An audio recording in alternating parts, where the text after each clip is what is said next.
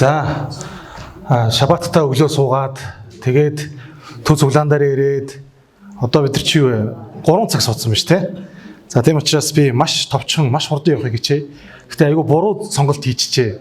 Энэ дөрвөн хүнээс хамгийн удаан ярьдаг хүнээ хамгийн сүүл тавьсан байна. За миний сонгосон сэдвийг сая пастор болд танилцуулчихсан учраас би нуршаад явах. Бүгдээрээ шууд өнөөдрийнхөө семинарт орё. Тэгээд та бүхэнд өгсөн өнөөдрийн хөтөлбөр болон гарын авлага дээр маш чухал ийм зөвлөгөө байгаа. Үүнийг та бүхэн уншичаарай. За шууд дүгнэлтээ би та бүхэнд өгье. Зарим тохиолдолд төгсгөлтөнд дүгнэлт биш, эхлээд шууд дүгнэлтээ хэлчихвэл бас зүгээр байдаг. Тэгээд намайг сүулт тавьсан учраас би яалтчгүй цаг маг ингээд те хүрхгүй айгүй бол баг илтгэлээ тавьж дуусахгүй болчихдод би шууд тавьцیں۔ Юмыг ингээд урчилж хараад. Тэгэхээр миний өнөөдрийн илтгэлийн маань дүгнэлт бол дөрвөн сайн. Сайн мэдээний төлөө сайн дурын багийг сайн удирдан зохион байгуулах нь сайн сүмийн шинж тэмдэг юм а гэсэн. За энэ дөрвөн сайн бол ерөөсөө өнөөдрийн миний та бүхэнд хуваалцах илтгэлийн гол утга санаа байгаа шүү. За тэгээд Монгол дээр буусан ийм судалгаа ерөөсөө олсонгүй байхчгүй бах. Тэгээд дөнгөж саяхан болсон нэг 7 хоногийн өмнө боллоо яв. Хойд Америкийн пасторуудын ийм Next Gen гэдэг нэртэй ийм юу болсон? Форум болсон. За энэ форум дээр бол Хойд Америкийн чуулганыхан бол сүмийнхаа нөхцөл байдлыг ярилцж ирсэн. Тэгээд тэнд тавигдж байгаа итгэлүүдийг ингээд сонсож байхад хамгийн ихээр яригдж байгаа гол сэдв юу байсан бэхээр ер нь пасторуудын нөөц, хүний нөөц их дутмаг боллоо. Тэгээд ийм хідэн тоо баримт дурдсан байсан. Сүмийн пасторуудын 20% нь тэтгэврийн насны аль хэдийн болчихсон байна гэж. Америкт ч заяа. За ойрын 8 жилдээ багтаад нийт ажиллаж байгаа пасторуудын 50% нь тэтгэврийн наснд болно гэж. За ирэх 10 жилд ихэд 2500 пастрын хэрэгцээ Хойд Америкт гарна гинэ. Тэгээд Хойд Америкчууд юу гэж одоо ямар асуудал хоорондоо ярилж байгаа нөхөр ерөөсөө энэ сүмд чинь үйлчлэх пасторууд залуу үе шинэ одоо хүмүүсийг гаргаж ирэхгүй бол мөн дээрэс нь ер нь энэ сүмээ сайн дурынхны тэг хүчээр урагш нь авч явахгүй бол нөхцөл байдал болон бодит байдал яг бидний хүсэж байгаа хоёр төөл болоод ингээд салаад яваад байна гэдэг ийм дүгнэлтэнд хүрсэн байна. Тэгэхээр Монголд энэ жишээг ингээд иймэрхүү судалгаа авъя гэхээр одоогоор бидний дотор яг тэтгэврийн нас нь болоод тэтгэврт гарсан нэг ч пастор байхгүй байна. За ер нь ирээдүйд ч яг тэтгэврийн насанд хүртлээ пастораар үйлчлэх хүн баг байх уугүй мэдэхгүй байна. За саяных бол айгүй жоохон тийм муу амны бэлэггүй болчлоо те. Манай бүх пасторууд тэтгэврт гартлаа ямарсан үйлчлээсэ гэж ерөөе. Амен. За тэгэхээр яагаад сайн дурынхан хэрэгтэй юм бэ? Сайн дурынхан бол сүмд хэрэгтэй байгаа гол шалтгаан сайн мэдээний төлөө байна. Сүмд өгөгдсөн маш том Great Commission гэж хэлж байгаа те. Агуу захирамж бол Бурхан биднийг сайн мэдээг түгээн дэлгэрүүл тунгал гэсэн. Матай номын 24:14 дээр хаанчлалын сайн мэдээ дэлхийд даяар тунгалагдана. Тэгээд төгсгөл ирнэ. Матай 28 дээр те явж бүх үндэстнийг дагалдагч болгохтун гэж хэлсэн. Үйлс 1:8 дээр эхлээд Иерусалим дараа нь Юудаас хамаар тэгээд дэлхийн хязгаар хүртэл намайг гэрчилнэ гэсэн байна. Ром номдэр үг хэлсэн мэхэр сайн мэдээ түгээгч үгээр хэн аврагдах вэ? Баярт мэдээ түгээгчийн хөл ерөөлтэй үзэгсэлэнтэй гэж хэлсэн байна. Тэгэхээр сайн мэдээ бол сүмийн хамгийн том хүлээсэн үүрэг, энэ үүрэг даалгаврыг биелүүлэх буюу зорилтондоо хүрэхэд биднэрт зөвхөн пасторууд одоо бүтэн цагийн ч юм уу, хагас цагийн ч юм уу, пасторууд байгаад энэ бол үнэхээр биелэхгүй даалгавар, том даалгавар байна гэдэг нь тодорхой байгаа.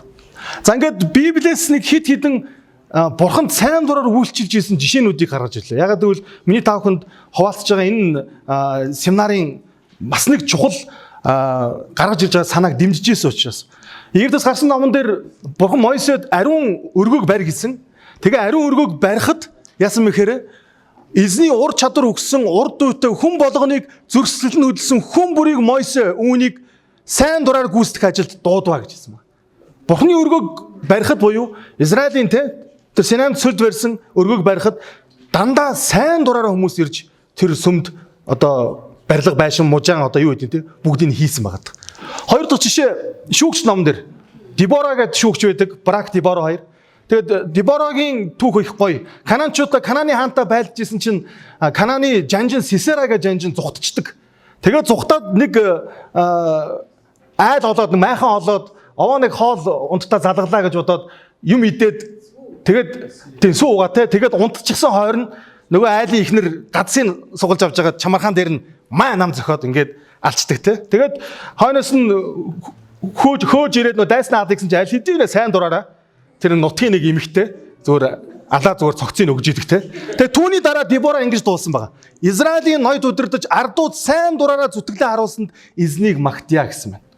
За дараагийн бас нэг жишээ. Йехошафат хааны жишээ байгаа. Йехошафат хаан бол үнэхээр гайхалтай хаан байсан. Тийм учраас эзэн түүнтэй хамт байж Йехошафат өмнөх хаадуудын адил одоо Баалд үйлчлээгөө. Тийм учраас бурхан түүнийг өрөөсөн, эд баялгаар өрөөсөн, ард түмнэр өрөөсөн, цэрэг зэвсгээр өрөөсөн. Тэгээд түүний төлөө одоо тулалдахаар зогсож байгаа цэргүүдийг дурдахдаа энд Шастрын дэд номон дээр түүний дараах нь эзний төлөө сайн дураараа гарсан Зихрийн хүү Амасия бөгөөд түүнтэй хамт 200 мянган эрлэг дайчид байв. Энэ 200 мянган эрлэг дайчид Йехошафат гэдэг хааны төлөө амиа өргөхөд бэлэн бүгд зогсож исэн байна.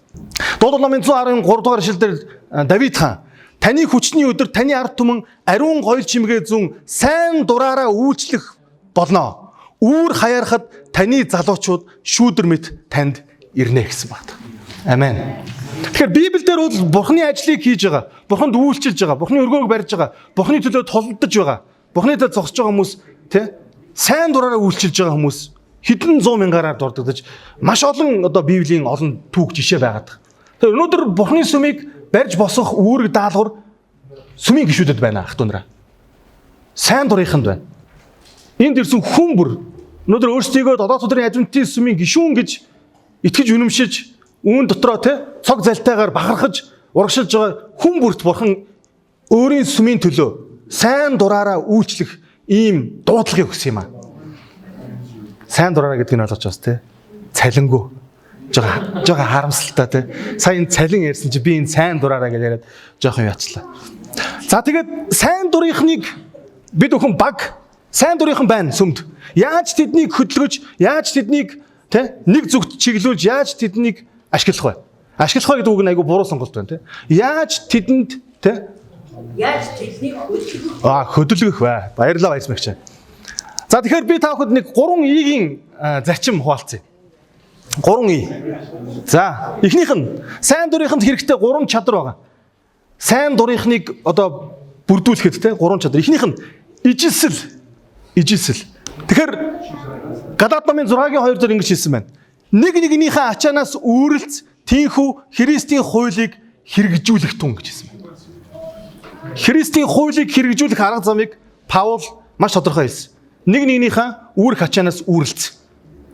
Хамтар баг бол зөвхөн өөрийнхөө ачааг үүрэх биш, хин нэгэн хүч тамир дутуу нэгнийхээ ачаанаас үүр. Тэгээд урагшаа алах гэж хэлсэн байна. Хоёр дахь нь итгэлцэл. Колосын номын 3:23-аас 24 дээр та нар юу ч хийсэн хүмүүсийн төлөө бус. Эзний төлөө үйлддэг шиг чин сэтгэлээсээ хийх тун. Учир нь та нар эзнээс өв залгамжлалын шагналыг хүлээн аавна гэдгээ мэддэг. Чи Христэд үйлчилж байгаа юм а гэж хэлсэн ба Паул. Итгэлээр Бурханд үйлчилж байгаа юм а. Хүний төлөө биш те. Христэд үйлчилж байгаа юм а. Тийм учраас сайн дурынхны дунд, сайн дурын багийн дунд хамтын нэг баг болох тий хүмүүстэй хамтрах хамгийн дөрөнд зүрх сэтгэл, тэр атмосфер, тэр тэмүүлэл байх хэрэгтэй. Хинтээч баг болох хүсэлгүй тий ийм хүнийг багд оруулахад бол тэр баг бараг тэр чигээрэл фейлдэн. Тэгэхээр бусдаа хамтрагч байж чаддаг ийм хүмүүс сайн дурын багт орох тохиолдолд тэр баг илүү амжилтанд хүрнэ. Хоёрдугаар Бурханд үйлчилж байгаа гэдгээ, Христэд үйлчилж байгаа гэдгээ мартаж болохгүй. За гурав дахь нь юу гэхээр иргэншил гэж байна. Колосын номын 3:12-аас 15 дээр. 12-15 дээр. Тиймээс Бурханаар сонгогдсон ариун хийгээд хайрлагдсан хүмүүсийн хувьд та нар өрөвч зүрх, инэрл, даруй байдал, дүлгөөн зан, төвчээрийг өмс. Христийн амар тайван та нарын зүрх сэтгэлийг захираг. Үүний тул та нар нэгэн бие дотор дуудагдсан юм а. Талархах тун гэж хэлсэн баг. Тэгэхээр Бурхны хаанчлалын иргэн адил амьдрдаг, үйлддэг, зан чанараа харуулдаг ийм хүмүүс нэгдэж чадах юм бол бас сайн дурын баг илүү урагшлах, илүү амжилтанд хүрэх ийм нөхцөл байдал үүсдэг юм а. Тэгэхээр сайн дурын багийн гишүүдийг та сонгоё. Та бүрдүүлье. Та бэлтгэе. Та сургая. Танд ийм үүрэг даалгавар байгаа. Залуучуудын ахлагч нөгөө баахан залуучуудаа хараад за эдгээр ч яаж нэгдэж нэг хамтлаг болох вэ? Эсвэл яаж нэгдэж байгаад нэг спортын тэмцээнд орох вэ? Яаж нэгдэж байгаад дивизэнд орох вэ? Одоо юу вэ? Янз бүрийн бодож болох юм. Ижилсэл, итгэлцэл, иргэншил. За энэ гурван зүйлээр хамтарч чадах юм бол энэ гурван зүйл рүү сайн дурын бага төвлөрүүлж, чиглүүлж чадах юм бол таны бүрдүүлж байгаа баг, таны дор байгаа хамт олон илүү амжилтанд хүрэх юм бүрэн бололцоотой байгаа. Тэгээд тэр конференц дээр нэг зүйлийг ярьж ирсэн. Тэр нь юу гэхээр одоо ямар сүмүүд, ямар чуулганууд илүү амжилттай байна гэж. Тэгсэн чинь ингэж байгаа. Тэр надад нэг сонь сонсогдсон. Ээлдрүүд нь 18 нас хүртэлх гэж байгаа. Өнөөдөр манай ээлдрүүд цуглалаа. Би хөтлийн гэрлийн ээлдэр их залуухан охин ирд сууж байгаад бас их дэлхийн жишгээрээ тэрсмэ амжилттай чуулганы жишгээр явж байгааг харж байгаа. Ээлдрүүд нь 18 нас хүртэлх залуучууд. Сүмийн пасторууд нь 20 хүртэлх 20 гаруй насны шижгэнсэн залуучууд. Административ буюу чуулганы удирдагчид нь 30-аас 40 насныхан байгаа ийм чуулган хамгийн амжилттай байна гинэ. Дэлхийн сүмд.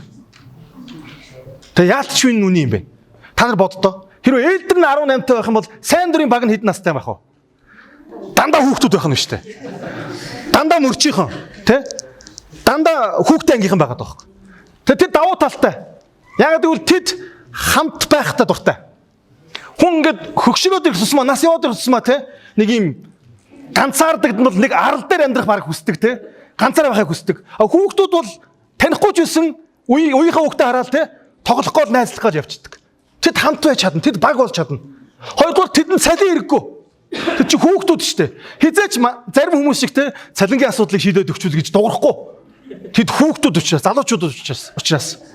Гуравт нь юу гэхээр тэд үргэлж ийм динамик, ирч хүчтэй. Ихэвчлэн нас тогтцсон амьдралаа зохиотсон хөгшин хүмүүс бол нэг л тийм залхуу, нэг л тийм за дараа болчихно. За яг хөө тэгээд нэг цагаан сараа хийж явах дараа нь болчих байлгүй дээ. Ийм байдалтай байж байгаа Хүүхдүүд бол тийм биш. Маргааш хийх үгүй бол хийн. Маргааш хийх үгүй шууд хийн. Хизээч тийм төлөвлөгөө байна уу? Бид нар юмаа бэлдсэн билүү, бэлдээгүй нь энэ юусаа хамаагүй. Маргааш хийх үгүй хийн. Тэгэхээр би та бүхэнд уриалмаар байна.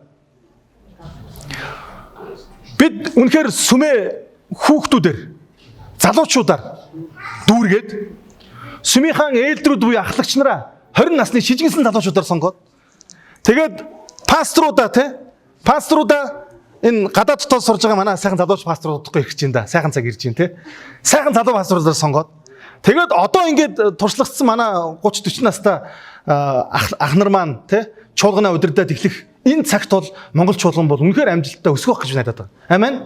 Амен. Тэгээд тэр цаг мөч үнэхээр ойрхон байгаа. Элен Уайтгаа юу гэж хэлсэн бэ? Revive Herald гэдэг ийм Adventist сүмээс гаргадаг ийм тохимол байсан.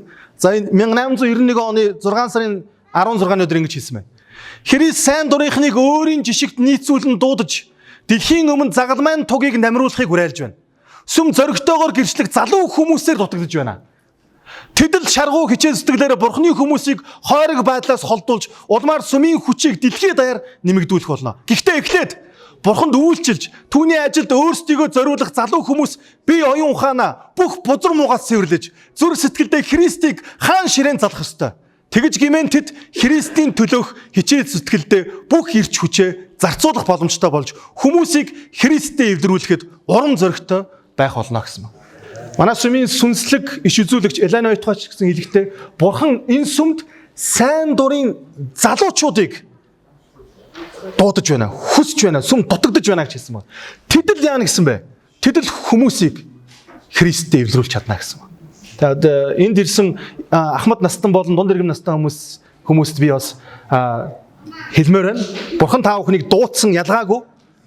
Та пастор ингэж хэллээ. За би энэ сүм чи хэрэггүй мэй гэж бити бодоорой. Тийм.